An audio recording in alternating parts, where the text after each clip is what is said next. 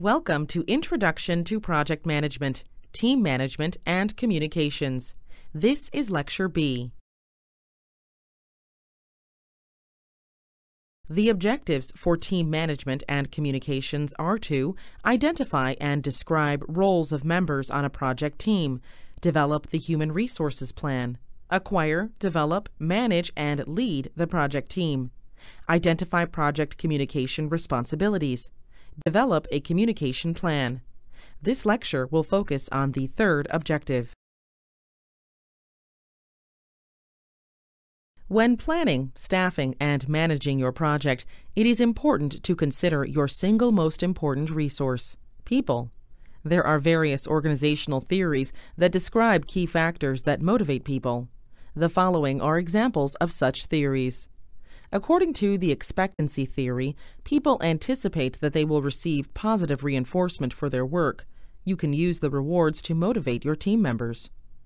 The McGregory theory of X and Y posits two types of employees, Type X and Type Y. Type X employees need to be monitored and encouraged to complete tasks, while Type Y employees are self-starters who will work without supervision. The Herzberg theory asserts that if basic employment needs, such as salary or a safe working environment, are not met, people will not want to perform the work. On the other hand, these elements do not motivate employees to work. Rather, people are driven by psychological aspects of employment, such as success, reward, and personal development. Maslow's hierarchy of needs, which is shown here on the slide as a pyramid, posits that motivation operates as a stepped process to meet employee needs. Once employees have one step or one need filled, they automatically progress to the next higher step or need. Employees are ultimately satisfied when they achieve the pinnacle of the pyramid, self-actualization. The steps of need run the following spectrum from bottom to top. Physiological needs: food, water, shelter, clothing. Safety needs: family security, protection. Social needs: belonging, friendship, love. Esteem needs: need to be a respected individual. Self-actualization: to feel complete and valid in all aspects of self, to feel confident in being oneself. These theories can be applied to understanding employee motivation and in selecting and building project teams. When managing a project team, it is important to understand the different types of authority that exist in a project team. The team dynamics will be greatly impacted by how power is asserted within the team. Referent power is individual power based on a high level of identification with, admiration of, or respect for the power holder. Formal power is based on rank or position. This type of power is where the project manager has been assigned by senior management to be in charge of the project. Technical power is based on strong technical skills in the project's domain. Coercive power is authority or power that is dependent on fear, suppression of free will, and/or use of punishments or threats for its existence. This is in effect if the project team is afraid of the power the project manager holds. As a project manager, you can increase your power and influence by doing the following: generate high levels of trust, worker satisfaction, and motivation. Communicate openly and effectively. Listen with empathy by demonstrating a desire to understand and creating a strong rapport with your colleagues.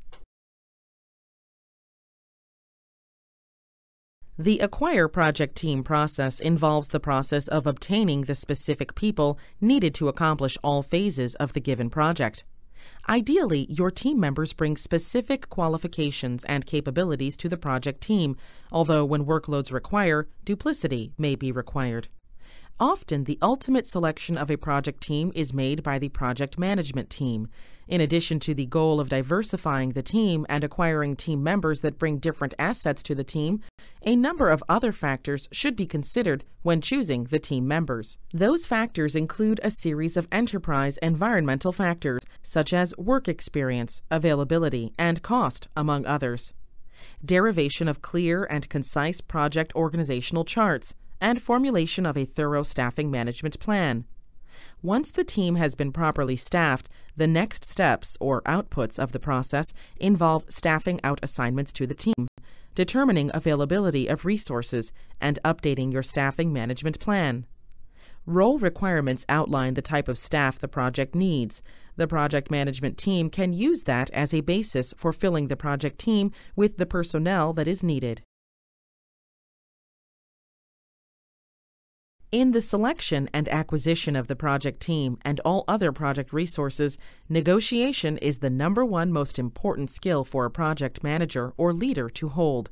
It is important to keep in mind that your gain is often going to be someone else's loss within the organization or outside the organization. So negotiate wisely and strive to negotiate win-win situations as much as possible. In highly matrixed organizations, this is especially true, as the majority, if not all of your project team, will not report directly to the project manager. When faced with a tough negotiation, consider the following guidelines. Maintaining high aspirations will lead to a more successful negotiation.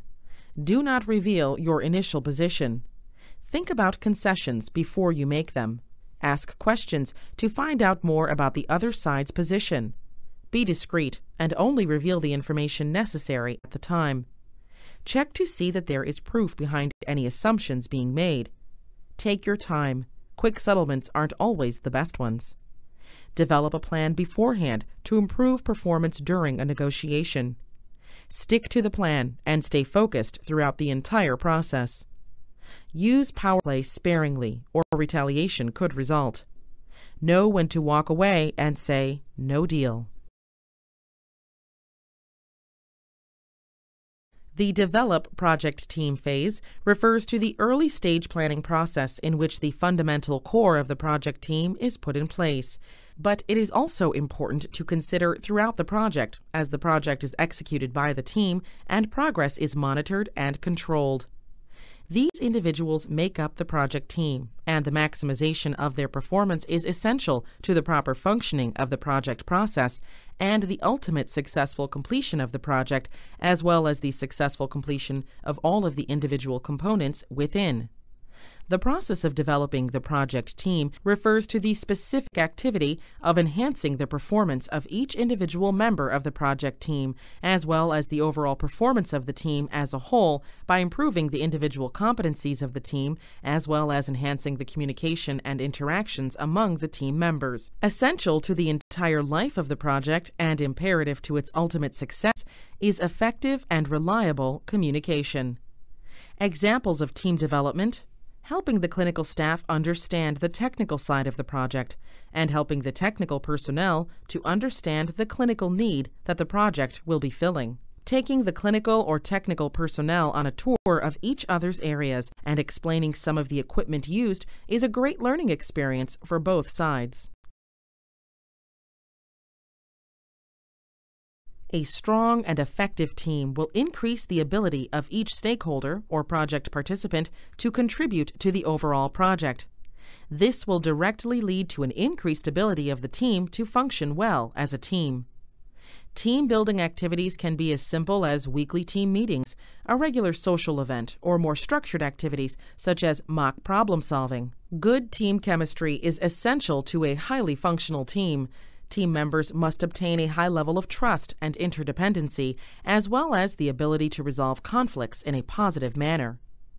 Be sure to balance out everyone's strengths and weaknesses. If you feel that you are top-heavy in a particular skill level or knowledge base, seek out personnel that compensates and balances the group.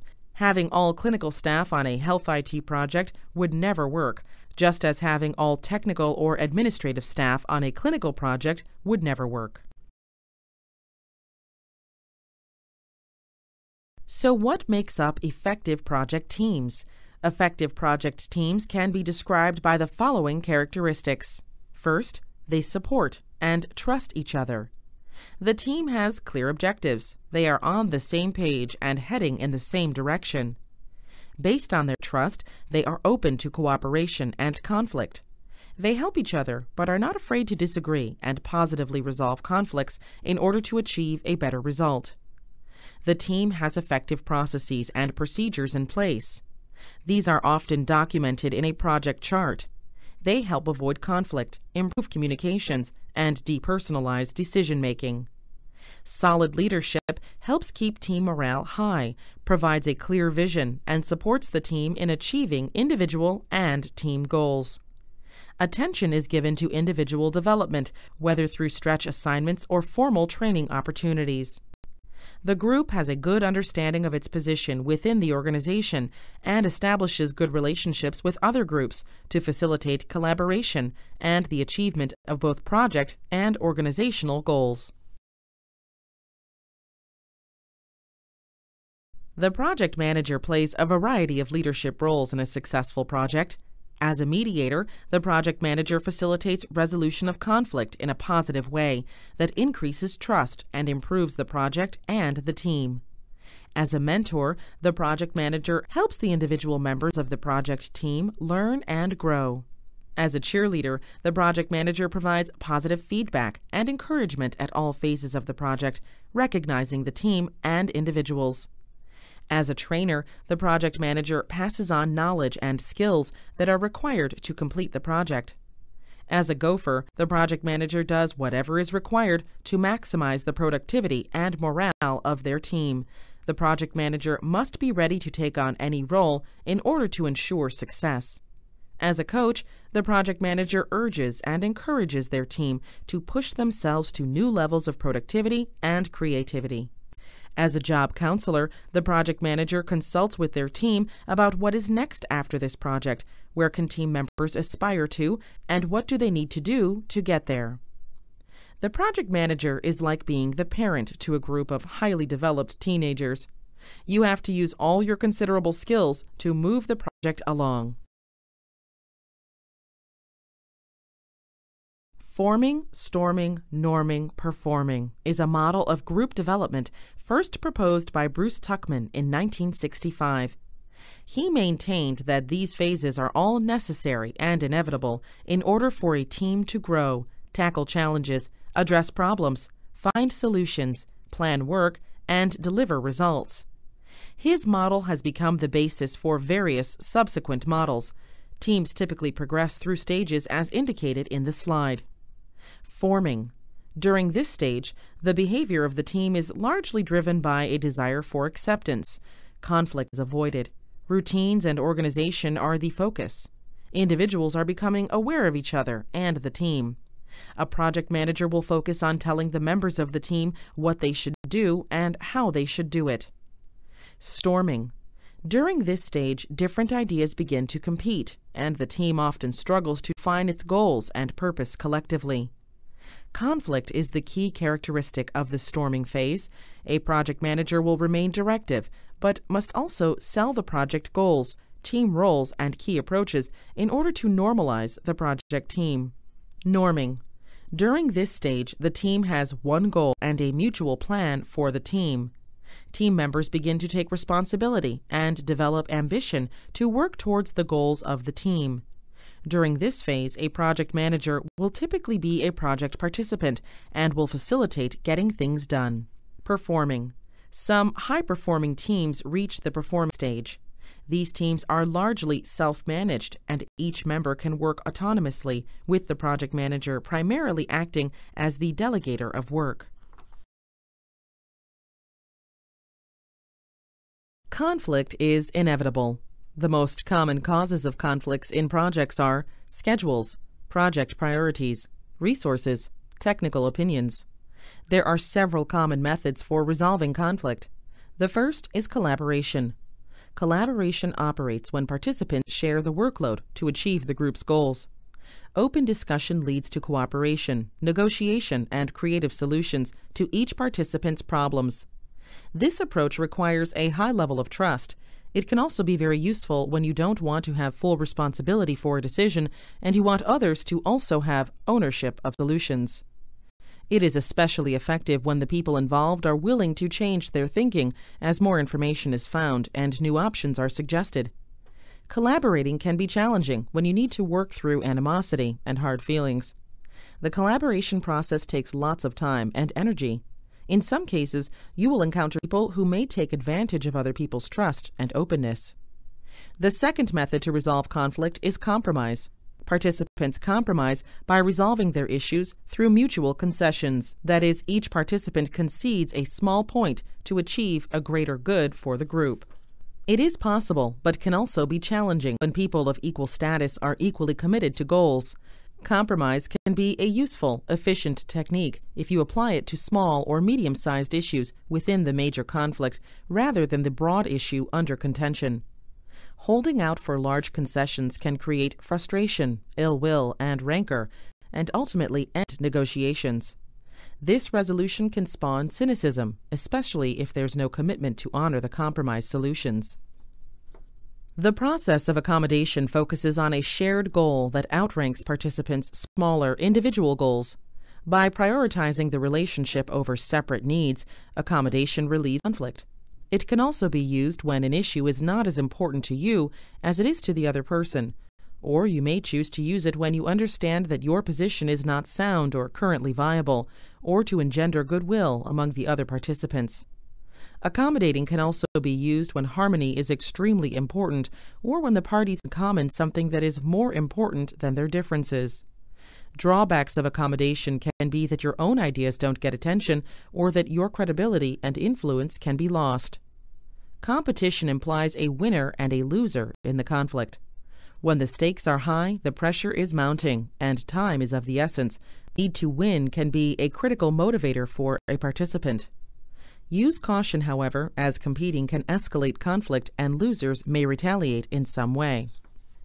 Finally, you may decide to use avoidance strategies such as retreating, circumventing, or delaying an issue if the current time or place is not appropriate for resolving the conflict directly. Avoidance may be your best option when you feel that the issue is not critical. The relationships are more important than the outcome. Tempers are rising. Other problems need to be addressed. Losing is inevitable. You are emotionally invested in the outcome. Others are better to fight this battle. Or you simply need more information to argue your side of the issue. It is important to understand that postponing conflict sometimes can make matters worse. Have you ever considered a conflict in your work or personal life and effectively resolved it? Which of the techniques described in the last slide did you use? Make a list of these techniques. Ground rules will provide clear protocols for behavior and project work. They also often provide a set of processes for how to deal with behavior outside of the defined ground rules. Ground rules are typically defined in the project charter and are based on existing organizational process and policy. Ground rules for projects should be established early on via the project charter. Throughout the project, the charter should be updated as necessary to keep protocols appropriate for the team and the project. These must be agreed upon and bought into by all team members.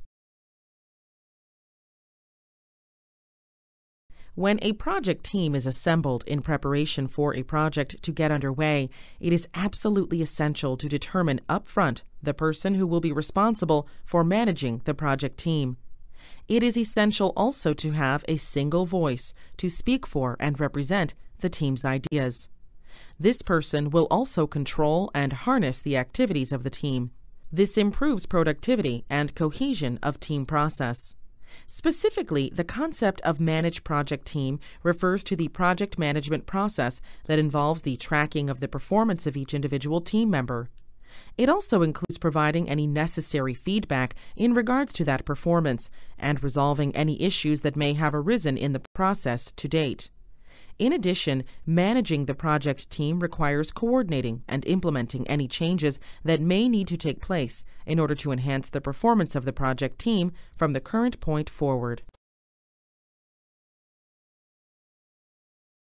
A project manager must be both manager and leader. Modern project management is not just about completing projects on time and on budget. It is also important to make sure that a team feels good about the result and each other at the end of the project. As a manager, a project manager must produce consistent results, including the planning, organizing, executing, and controlling operations of the project. As a leader, a project manager must lead at all levels, establishing a vision and strategy at the project and organizational level. The project manager must also be a positive, motivating force for the team. There are several distinct management styles. This slide provides an overview of each style. An autocratic style means that the manager makes decisions unilaterally and without much regard for subordinates. As a result, decisions will reflect the opinions and personality of the manager. This in turn can project an image of a confident, well-managed business. On the other hand, subordinates may become overly dependent upon the leaders and more supervision may be needed. In a democratic style, the manager allows the employees to take part in decision-making. Therefore, everything is agreed upon by the majority. The communication is extensive in both directions, from subordinates to leaders and vice versa. This style can be particularly useful when complex decisions need to be made that require a range of specialist skills. In a laissez-faire leadership style, the leadership's role is peripheral and staff manages their own areas of the business. The leader therefore evades the duties of management and uncoordinated delegation occurs. The communication in this style is horizontal, meaning that it is equal in both directions. However, very little communication occurs in comparison with the other styles. The style brings out the best in highly professional and creative groups of employees. However, in many cases, it is not deliberate and is simply a result of poor management. This concludes Lecture B of Team Management and Communications. In summary, this lecture focused on several organizational behavior theories. The lecture also focused on different management styles, including autocratic, democratic, and laissez-faire.